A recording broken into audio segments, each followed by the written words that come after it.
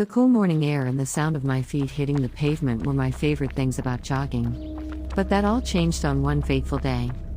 I was on my usual route, running down a quiet suburban street when I saw something that made my heart skip a beat. Out of the corner of my eye, I saw a skeleton jogging toward me.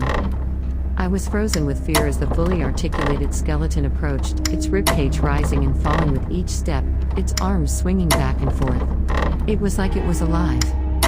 The skeleton fixed its empty eye sockets on me as it got closer and closer. It was wearing a tattered t-shirt and a pair of running shoes. I was horrified. I backed away slowly, trying to make sense of what was happening. But before I could escape, the skeleton started speaking. Its voice was faint and raspy, but I heard it whisper, "You should have been home." I turned and ran as fast as I could, the sound of the skeleton's bones clattering together echoing in my ears. I didn't stop until I reached the safety of my home, where I locked the door and collapsed on the floor, gasping for air.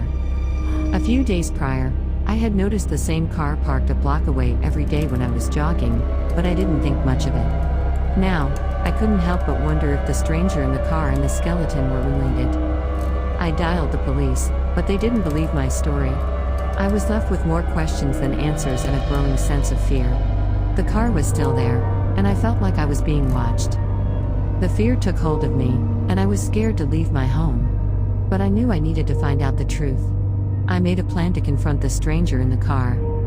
Stepping outside, I walked towards the car, my heart racing. When I reached the car, I yanked the mask off the stranger and was shocked to find that it was another skeleton. I stumbled back in horror, the fear overwhelming me. But then, I woke up, drenched in sweat. It was just a dream. But the fear lingered, and I knew I would never be able to go jogging in the early morning again. The memory of that skeleton and the stranger in the car haunted me, leaving me with a feeling of unease that I couldn't shake.